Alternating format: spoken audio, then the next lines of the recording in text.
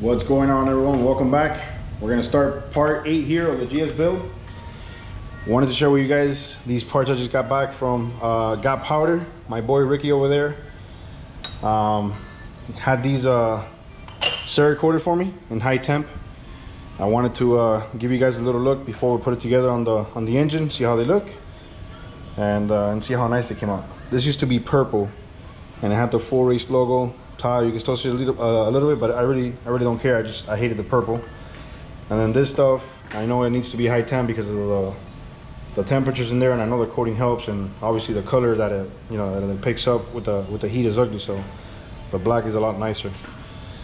All right, guys, I'm gonna put the wastegate back together. We're back out here with the motor.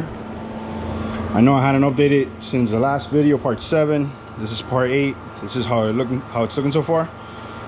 So you can see here, we got the damper, serpentine belt, timing belt, everything's on. Check out all the ARP hardware. Went to do a little extra like I did on the Supra. Still waiting for the valve covers to arrive. That's why I have it all covered up. So yeah, shout out to Got Powder, man. They powder coated all these pulleys that I had. They were all polished.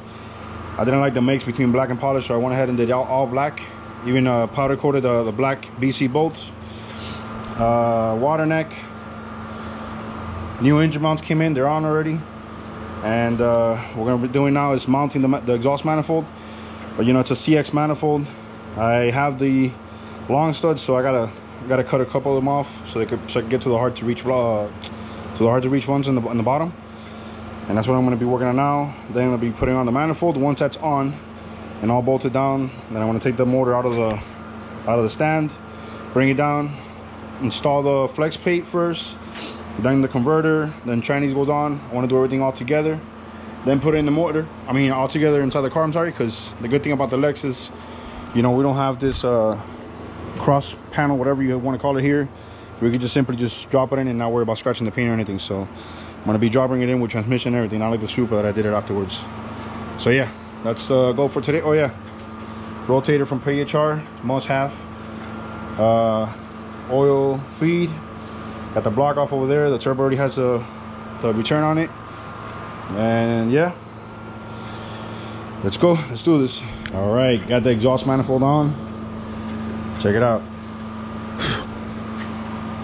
Looks pretty nice, man. Honestly, these bolts up here, you guys know they're easy. These two over here, but the complicated ones are these over here. If you see, I had to cut off the studs on these 4 over there. And this one over here, I had to even cut off the nut a little bit because there's no room between that runner and the nut to get it in there. So I had to kind of cut it down so you could fit it in there. So I'm gonna go ahead and mount the turbo now. I got a new exhaust housing for it. I was gonna go ahead with a B-band and an adapter, but it looked ugly, and then I was gonna rise it up, you know, like another 2 inches, and I didn't want that. It didn't look good. I wasn't too happy with it. Kind of looked pretty ghetto. So this is gonna be my first time mounting it. I'm excited to see it, and then I want to put the downpipe, see how the fitment is, because this CX Racing kit is actually meant for the GS. I bought it off a guy that parted out his GS a couple years ago, and I just had it sitting. So yeah, let's put it on and see how it looks. All right, guys, check it out. Turbo's mounted. Looks pretty good. The fitment was not that bad. Of course, you know, those bolts with this manifold are kind of hard to get to, not to say other words. But I actually had a sleeve from the Supra I had left over, and it was the exact size, so I just fit all the way through, then expose the fitting all the way down. So I'm still gonna cover this one, just I mean, it's not touching or anything, but just in case. Let's see what else. I'm gonna mock up the downpipe really quick. I'm gonna put it on, see how it fits. I always want to see how it looked.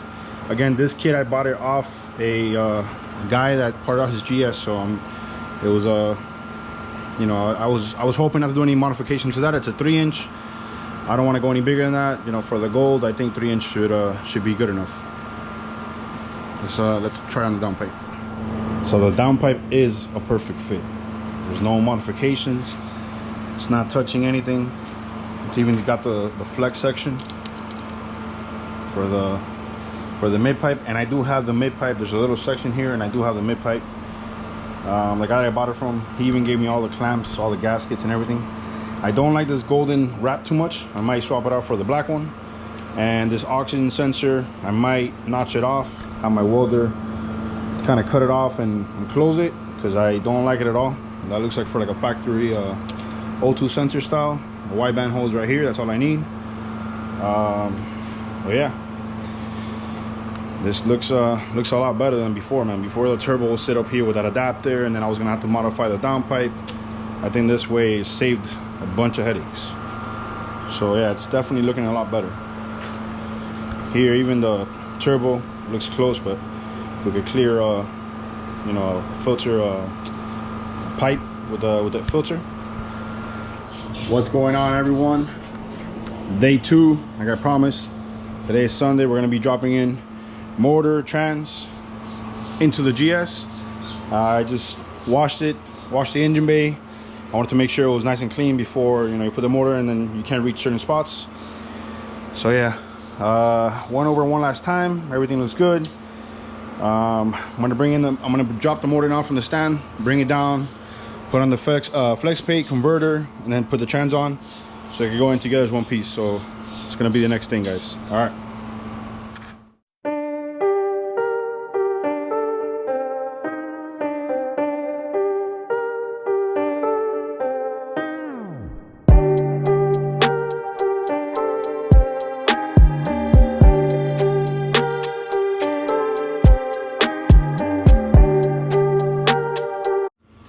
All right, guys, little update here. Mind me and my newbie stuff. I don't know anything about this auto stuff. So these are ARP bolts that I had on the Super for flywheel, which I never reuse. I have probably gone through like 5 or 6 sets of these over the years, and I noticed they were the same exact length. I asked a couple guys, Young Gotti, Pedro, and they kind of offered, hey, the head's different, you know, go with the OEM ones just in case. So that kind of rolled that out. So I'm gonna go with the stock ones. Then I was, what the hell is this? Where does this go? Where does this go? And how does the flex plate go? Stock flex plate. So after looking online, if this helps anybody, the bubble part, what's sticking out, faces the converter, just so we know. And then the spacer goes first, then flex plate, then obviously this I guess like a safety washer or whatnot. With this side, you can see the mark of the bolts out here. So spacer, flex plate, and then the washer part, and then we're sticking with the OEM bolts just in case. All right, guys, just want to throw it out there because I know it kind of took me like 30 minutes just to figure that out. All right, got the flex plate all bolted down. I think the spec said about 61 foot-pounds of torque. I did about 64, not gonna lie. Converters in the trans. That's 3800 stall again. I'm gonna lower it down here, kind of get it leveled. We have it here on top of this cart. I'm gonna get it leveled, just kind of push it in, and well, I'm gonna level this out first. Get level out the motor, and so it could just be easier. So it could just kind of merge together, and then just it'll be easier.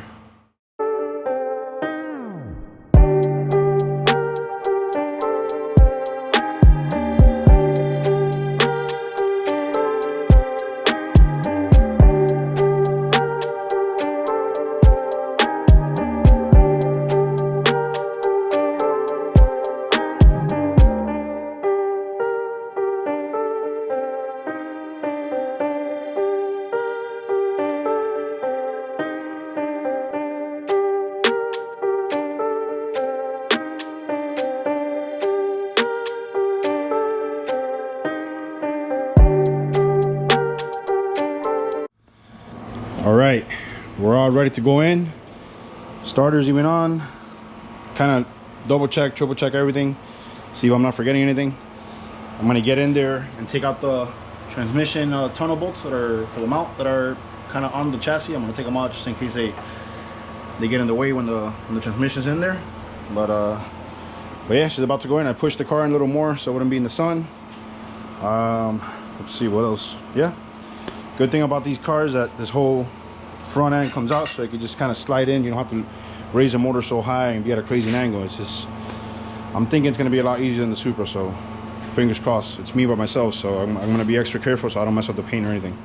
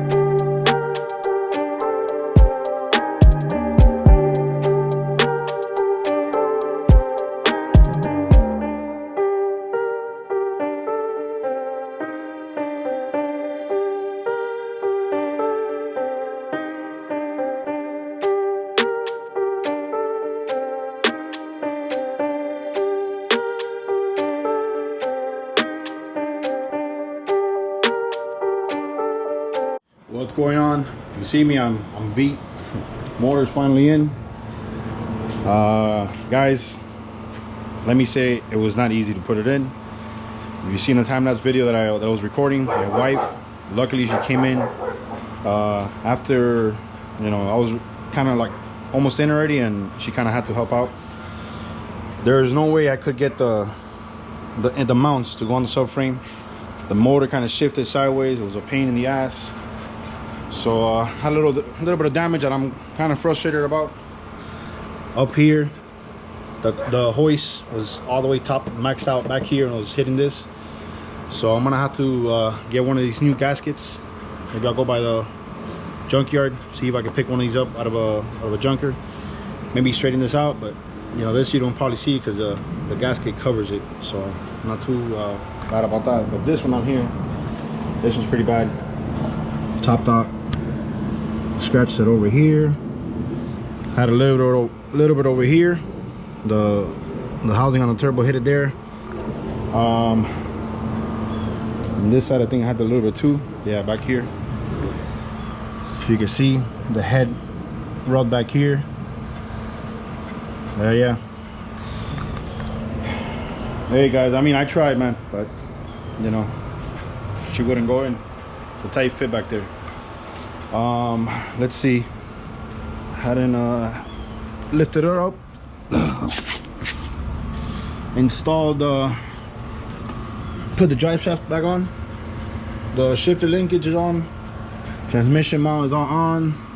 Everything looks good down here. This is the power cable for the starter. I gotta put that on. This is a ground for the transmission. I'm gonna do that as well. As you can see here, these are the old fuel lines that I just unplugged back there from the tank. They're quick disconnect, so I did that. And the other line, I'm gonna cut it off. I believe it's a breather.